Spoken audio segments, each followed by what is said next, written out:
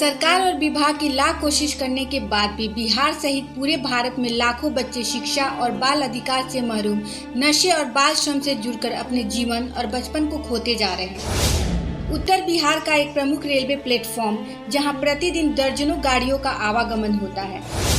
लाखों यात्री आते और जाते हैं, लेकिन शायद ही किसी ने गौर किया होगा, यहाँ दर्जनों अनाथ बच्चे शिक्षा और समाज से बिल्कुल अलग, भूख, कुपोषण और नशे की गिरफ्त में जानवरों से भी बदतर जिंदगी जीने को मजबूर है। जहाँ सरकार की हर कोशिश बौनी साबित हो रही, या यूं कहिए ऐसे बच्चों के लिए बनाए गए बाल कल्याण योजनाएं धरातल पर नहीं उतर पा रही। ये अलग बात है कि सरकार और विभाग आंकड़ों का जादू दिखाकर खुद अपने ही हाथों से अपनी पीठ थपथपाई जा रही है। आओ ज्ञान की एक दीप जलाएं जहां सदियों से अंधेरा है। जी हाँ, इस पूरी बात को सच करने में लगे हैं बेगूसराय के एक शिक्षक दंपति अजीत कुमार और शबनम मधुकर और उनका पूरा परिवार, यहाँ तक कि उनके बच्चे भी। आपने शिक्षक तो बहुत देखे होंगे, लेकिन पूरा परिवार वर्षों से लगा है बरौनी और विभिन्न रेलवे प्लेटफॉर्म पर गरीबी की जिंदगी गुजार रहे अनाथ, बेसहारा, नशे के आदि बच्चों के बीच ज्ञान की रोशनी पहुंचाने में, जिनको जिंदगी में शायद ही कभी शिक्षा और ज्ञान की रोशनी पहुंचने की उम्मीद भी थी। ये शिक्षक दंपति इन मासूमों की आंखों में सुनहरे कल का सपना सजा रहे हैं, ताकि ऐसे बच्चों के गुमराह हो रहे बचपन को बचाया जा सके। बच्चे भी बहुत ज़्यादा खुश हैं।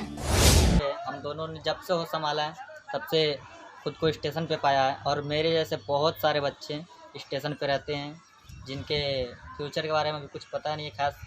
खैर हमारे भी फ्यूचर के बारे में कुछ पता नहीं था, मगर मैं धन्यवाद देना चाहता हूँ अजीत सर को और अजीत सर के जैसे इंसान को, जो कि हमारे फ्यूचर में है, हम लोग को पढ़ाएं लिखाएं, हम लोग के फ्यूचर के बारे में बहुत कुछ सोचें।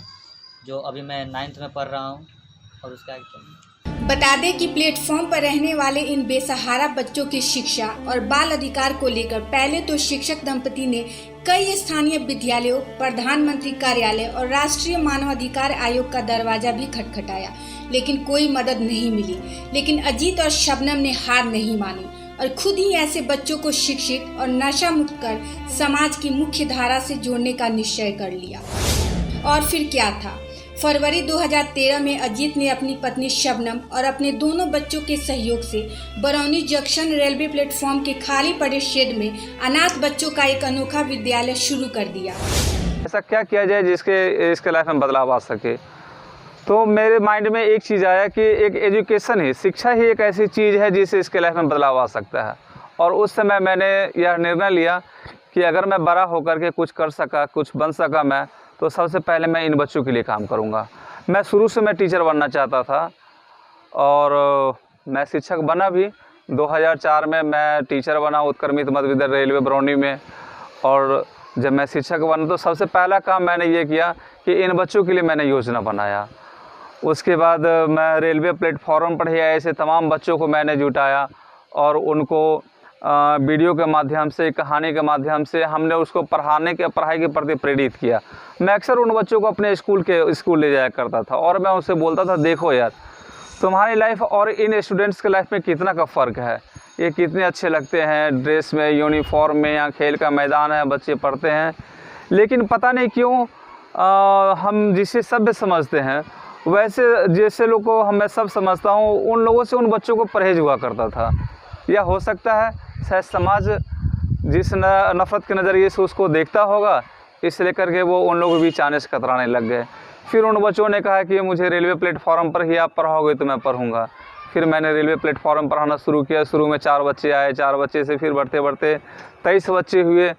फिर बाद में जब यह मीडिया के लोगों ने जब इसको अपना कवरेज दिया तो दूसरे स्टेशनों से भी बच्चे आकर के यहाँ पढ़ने लग गए। खासकर युवाओं से मैं ये अपील करना चाहता हूँ कि आप ऐसे मिशन में सहयोग करें हमारा। आप जहाँ हैं वहीं अगर आपको ऐसे बच्चे लगते हैं जो शिक्षा से महरूम हैं, जिन्हें शिक्षा नहीं मिल रही है, उन्हें आप शिक्षित करने का प्रयास करें, क्योंकि एक शिक्षित समाज होगा तो ही हमारा देश, हमारा समाज आगे बढ़ पाएगा।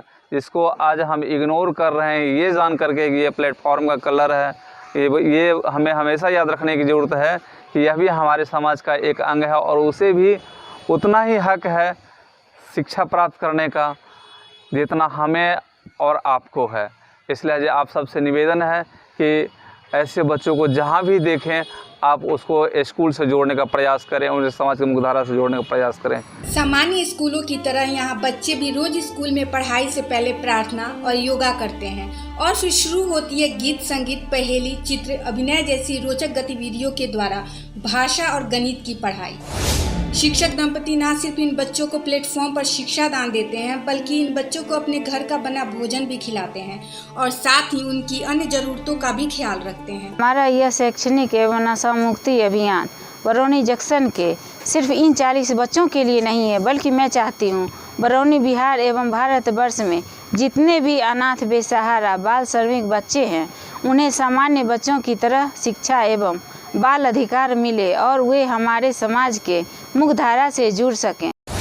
उनके इस नेक पहल को देखते हुए अब आसपास के स्थानीय लोगों और युवाओं का भी सहयोग उन्हें मिलने लगा है और हम भी अपने चैनल के माध्यम से और लोगों से भी गुजारिश करते हैं कि ज़्यादा से ज़्यादा लोग अजीत के अभियान में उनका साथ दें। अपनी मम्मी पापा के शैक्षणिक अभियान से जुड़े बच्चों को पेंटिंग सिखाता हूँ। लोग बड़े होकर डॉक्टर या इंजीनियर बनने की चाह रखते हैं, लेकिन मैं बड़ा होकर अपनी मम्मी पापा की तरह एक अच्छा सोशल वर्कर बनना चाहता हूँ। मैं पापा के इस अभियान में उनके साथ हूँ। मैं प्लेटफॉर्म पर रहने वाले बच्चों को खेलकूद व योगा में प्रशिक्षित करता हूँ। मुझे फ़ख्र है अपने मम्मी पापा पर जो ऐसे नेक मुहिम में जुड़े हैं। बेगूसराय ब्यूरो के साथ अनुषु भारद्वाज की रिपोर्ट, ATN लाइव इंडिया।